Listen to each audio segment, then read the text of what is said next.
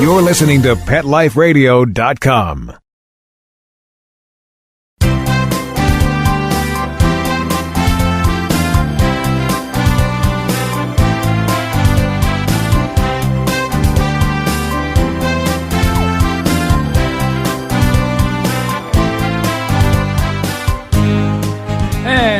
Good morning, or good afternoon, whatever the case may be, and welcome. We're here live with Dr. Jeff Werber for the next 30 minutes here on Pet Life Radio's only live call-in show, Ask the Vets with Dr. Jeff.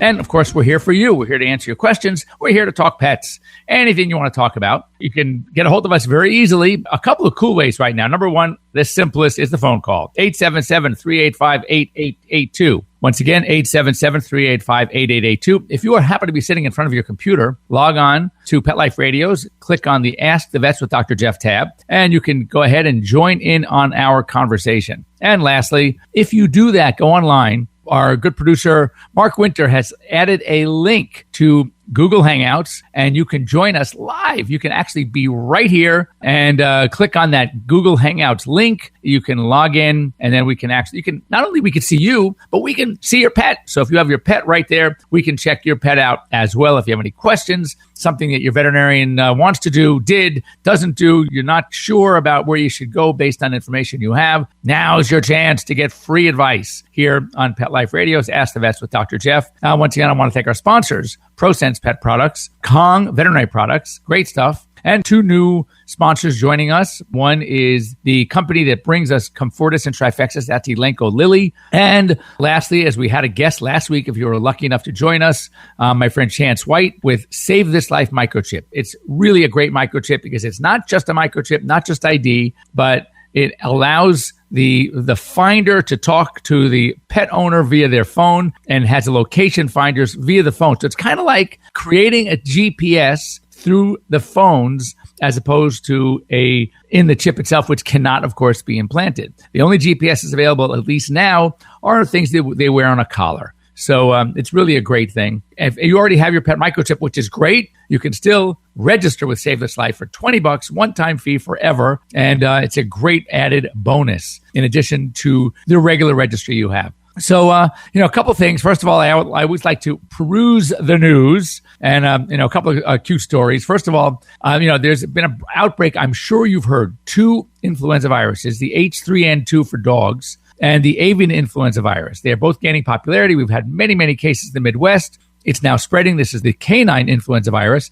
Now, the one that we had a few years ago, which is called the H3N8, and the H3N8, it never really rose to the proportions that we had expected it to, which is a good thing. And, I had tested many dogs that came in for respiratory problems. Unfortunately, none of them had the virus. However, this new one, the H3N2, is a much more virulent virus. It causes much more sickness as far as the respiratory problems in the dogs. And also, it can be fatal. So just keep an eye on that. They're trying to see or come up with new vaccines. The old vaccine that had come out a few years ago does not seem to necessarily cross-protect. So researchers are working on a new vaccine. But meanwhile, keep in mind that virus is out there. Now, the avian influenza virus, we've seen a rise in that as well. So researchers at the University of Minnesota basically were looking at where the bulk of these cases are coming from. And they are doing some epidemiologic studies. And they found something really interesting, that many of the cases are within several hundred miles of turkey barns.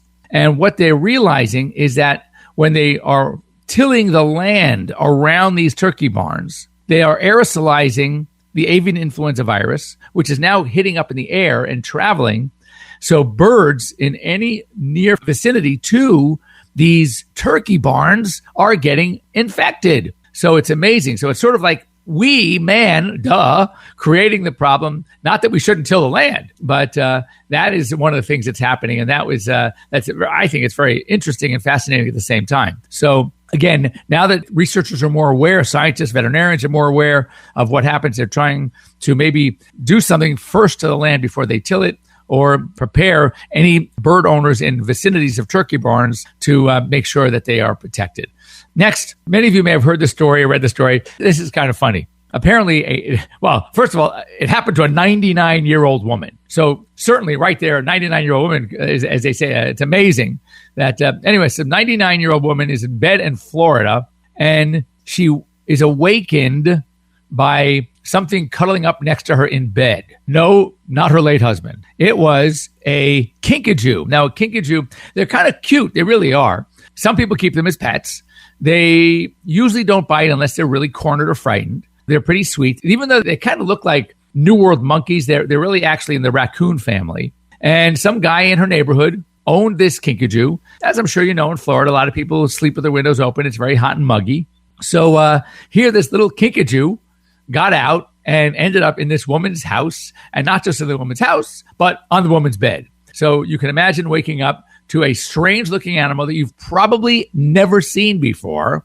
And I can only imagine what one would be thinking about when they are awakened by this creature from a deep sleep. So anyway, fortunately, this 99-year-old woman is still alive.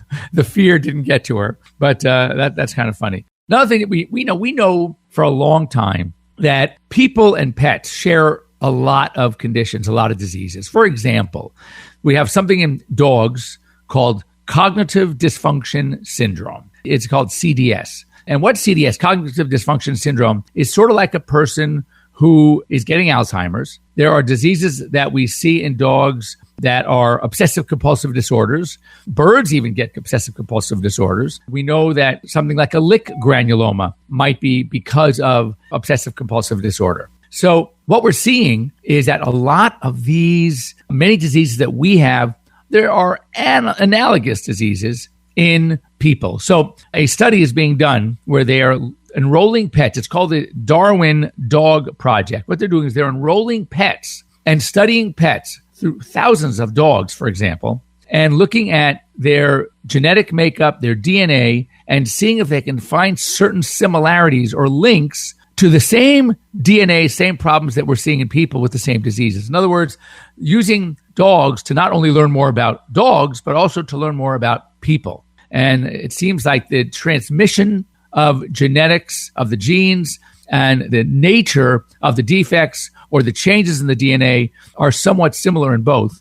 So that is actually pretty helpful because, again, often animals are used to research before the research is done on people. Occasionally, we're lucky enough to learn from people more about animals. For example, we've known of the human AIDS, the HIV virus. And now we know that cats have the FIV virus. But we were successful, veterinarians were successful in creating an effective vaccine against the feline leukemia virus, which is also what we call an RNA virus. The very nature of the virus, it prevents the formation of a vaccine because it has an immunosuppressive effect. So by giving a vaccine or giving the virus, even in an attenuated form, can actually cause immunosuppression. Well, when you're using with a vaccine, when you're relying on a vaccine to afford protection, you want a good immune system. So yet researchers have been able to do it, and it just might happen that the veterinary vaccine that we come up with for FIV, feline immunodeficiency virus, might actually help on the human side. So that's pretty cool. So here they're doing genetic studies on both to learn more about human diseases via the same conditions affecting our pets, or especially our dogs. Anyway, one of the things that I always like to come up with a topic, and I had, interestingly, in my practice, we've had 3 cases in the last several weeks of animals presenting with a condition, which I'm going to save for in a minute, get to you. And it's interesting because we always talk about when we see these diseases, there are a few reasons things that we look for to explain this condition. And yes, the condition is very common. In low amounts, when the condition is not that serious, there are dozens of reasons. But when it gets severe, it really narrows down to 3 or 4 problems. Interestingly, in the last few weeks, I've had one of each, which is kind of weird. It's sort of like, these things that they say bad things happen in threes. So this is one of them. So the condition we're going to be talking about, and we're approaching break time, so we're going to talk about it as soon as we come out of our break, but it is anemia. Anemia is a low red blood cell count. And there are a number of reasons, a number of conditions that will predispose pets or cause anemia in our pets. And we're going to talk about them when we come back. So don't go away. Stay tuned here on Pet Life Radio's Ask Vets with Dr. Jeff. We'll be back after these short words. We'll be right back, right after these messages. Stay tuned. This is my tired of itching face. Does your dog suffer from persistent itching and scratching? Allergies and skin irritations caused by environment, including pollens, insects, especially fleas, food, and common household allergens are common problems in dogs. It's easy to alleviate your dog's discomfort at home with Prosense. Prosense itch and allergy products provide fast relief from symptoms like itchy, irritated skin, skin infections like hot spots, and watery eyes. Prosense products are veterinary formulated and recommended to ensure the very best for your pet. Try Prosense today. Your dog will thank you for it. Pets love life. Love them back with Prosense. Nature at its best is nature at its simplest. At Red Barn, we've kept it simple for 20 years by concentrating on single-ingredient natural dog treats. Because Mother Nature's actually pretty good at this. Bones are just tasty bones. Meat treats are just nourishing meat. It's nature at its simplest. Look at the label. We want you to. Red Barn Natural Treats. Simply the best. Find it in your local pet specialty store. Try our slow-roasted, natural meaty bones. Begging to hear more of your favorite show? Full episodes of all our shows are available on demand. Go to PetLifeRadio.com to fetch our entire lineup of Possum Pet podcasts. Also, dig us up in iHeartRadio Talk and iTunes. Let's talk pets. Live and on demand only from Pet Life Radio. Let's talk pets. Let's talk pets On Pet Life Radio. Pet Life Radio. PetLifeRadio.com.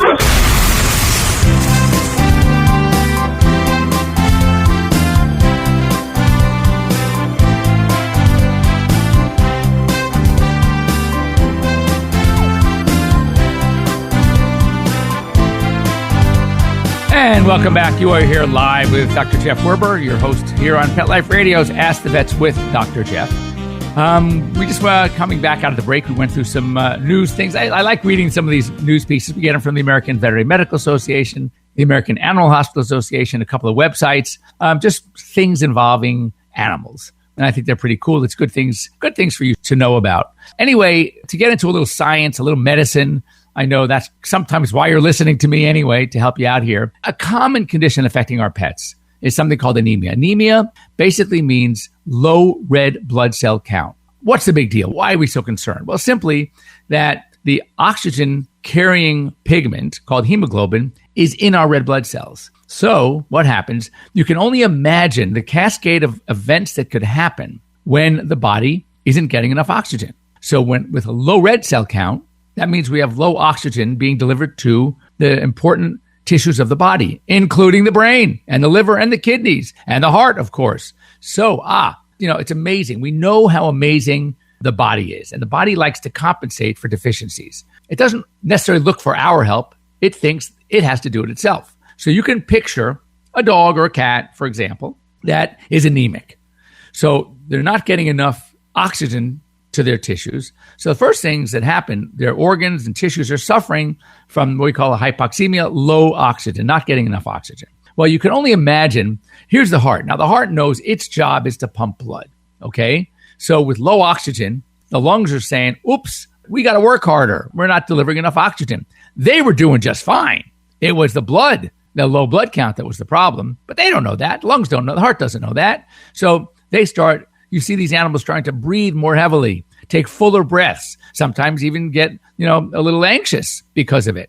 Then there's the heart. The heart is saying to itself, whoops, I'm not pumping hard enough because we're not getting enough oxygen. So the heart thinks that it has to compensate by overworking. And what happens is, of course, the more that it overworks, the more problems are going to ensue. So why does anemia happen in the first place? So there are a number of reasons for anemia. One of the more common, if anyone here has older pets, is just age. If your pet has any kind of chronic disease, we have an anemia called ACD, anemia of chronic disease. And one of the chronic diseases that is really the source of anemias are the kidneys. Why? Because the kidneys secrete a hormone called erythropoietin. Erythropoietin signals and stimulates the bone marrow to put out more blood, red blood cells. Well, as the kidneys are failing, as the kidneys are diseased, they are putting out less erythropoietin, and therefore the bone marrow is not getting this necessary signal to create and release more red blood cells. So that's one of the biggies. So we know that, for example, when we see these old cats that are suffering from kidney disease, which, by the way, is probably one of the most common diseases of old cats, these cats are going to present with anemia. Now, these are the chronic anemias. And what that means is if you look at a blood test, your veterinarian can tell you whether the body's responding properly or not. And usually, when we have anemias that are chronic, the other parameters that we look at, the size of the red cell, the color of the red cell, whether this red cell has a nucleus still or not, are all signals to us as to are we dealing with a chronic problem or something more acute. Okay? So when we have what we call a responsive anemia, that's where we have everything is working properly, but we're getting a blood loss. And blood loss is going to come from two areas. Now, we just talked about the anemias where the bone marrow is not producing enough red blood cells. There are two diseases typically that can cause blood loss in severe numbers. There are some blood parasites that we see.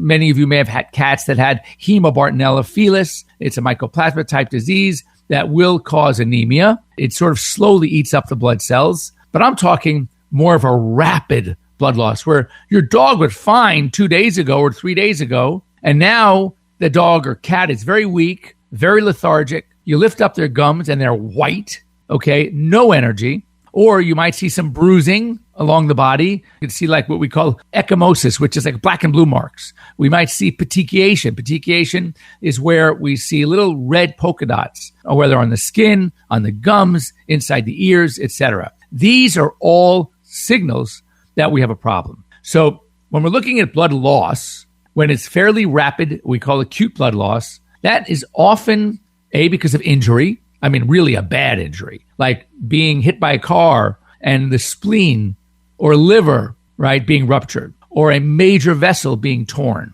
And for these dogs, when they're bleeding, or cats, when they're bleeding out like that, not only are they weak and depressed, lethargic, they don't want to eat, their gums are white, but if you look at them, their bellies are getting really big. And they're getting big because they're bleeding inside their abdomens. This, friends, is a medical emergency. This is not a wait and see. This is, oops, we have to get my pet to the vet ASAP. And what we can do is we can put an ultrasound probe on. We see fluid pockets. We stick a needle into fluid pockets, and there's blood. That is an immediate indication to explore. Bleeding in the belly is an indication to explore, unless there's some exceptions, of course. For example, one might be when you look at that ultrasound probe and you see major tumors all over the liver, okay? And you know your dog is already 13 years old, and you say, you know what? We cannot fix this. It's time. But if, however, the liver looks clean and we can't really see anything else, maybe we see a huge mass around the spleen, then we open up. Why? Because we know that the spleens have three conditions that could cause bleeding fairly acutely. Number one is a splenic tumor that we call hemangiosarcoma. Number two is a non-malignant tumor called hemangioma. And number three is just a splenic hematoma. It's like a huge blood blister that opens. And the second and third are totally curable. Now, certainly you don't always know that until you open up. So you have to open up. Sometimes we have to transfuse. We can do some auto transfusion, but the faster we can stop the bleeding, the better. And one thing we know about these animals that are bleeding is the bleeding is very regenerative. And there are certain clues. We see a lot of reticulocytes. Those are like baby red cells. They're the precursors of the red cells. We still see red cells with nuclei. So that tells you that they haven't matured completely. They're sometimes larger, and they're often fainter in color because they're larger. So this is what we see when we are looking and say, we have what we call regenerative anemia. The body is doing its job. It's helping us. It's keeping your pet alive while we're trying to figure out what's going on. Of course, if the biopsy on that spleen comes back hemangiosarcoma, that's not a good prognosis, but it buys us a considerable amount of time and can be treated to a point. But ultimately, it's probably in these conditions, the hemangiosarcomas are very aggressive. They metastasize to liver and lungs. Oftentimes we'll open up, see the splenic mass, it looks ugly, and then we inspect the liver, and we already see masses in the liver small enough they did not show up on the ultrasound. That's when you have a discussion with your veterinarian before surgery and come up with a game plan. What should we do if? What do you want us to do? what should we do if you open up and there's already disease on the liver? And this is where you have to look into yourselves. You have to look at the pet's age. You have to look at all these factors because there's really no way to help that. The process has already begun. Next up is going to be problems with a condition where the body starts attacking itself. We call it immune-mediated hemolytic anemia or autoimmune hemolytic anemia, so AIHA or IMHA. And this is where all of a sudden the body sees its own red cells as a foreign invader and starts to attack them and literally pulls them out of circulation. Again, this could be deadly. We had a case, as I said, just recently this week. It's important to jump on these. They have to be medicated with immunosuppressive drugs, whether it's going to be something called azathioprine or Imuran, whether it's going to be prednisone, whether it's going to be cyclophosphamide, Cytoxan. There are drugs that can be used to stop the animal from attacking itself. And then there are also transfusions are often necessary, but understand this is why we're often hesitant to just immediately transfuse, because when we transfuse and give more red cells for the body to attack, it just has more to attack. So sometimes we have a limit as to how low we'll allow the blood cell count to go before we say, you know what, we really do need to transfuse. So this is a condition that can be treated, can be cured.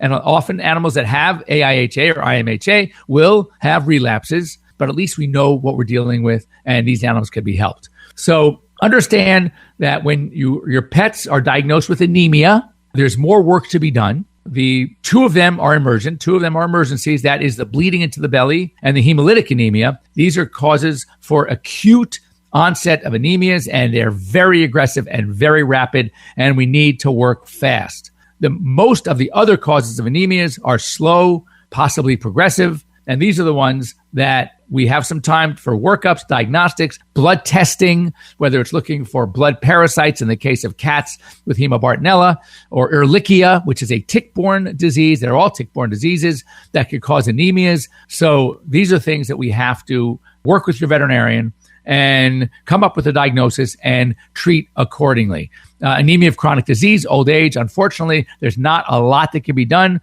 Sometimes a stimulant can be given to the dog injectably to stimulate the bone marrow to produce red cells, but it's something that's going to have to be done probably forever because the body is no longer able to do it by itself. Anyway, if you have any questions about this, please, you can get a hold of me, drjeff@petliferadio.com. I will be happy to answer your questions, to help you through this. I know it's very frightening if it's happening to your pet. When you don't have a lot of information, you really don't know what direction to go, you can pick my brain as much as you like. Anyway, thanks for joining me here on Pet Life Radio's Ask the Vets. I will see you next week, next Sunday. And thanks again to our sponsors, from Elanco Lilly to Prosense and Kong Veterinary Products and Save This Life Microchip. And I was glad to be here. See you next week. Have a great week, everybody. Let's Talk Pets, every week on demand, only on PetLifeRadio.com.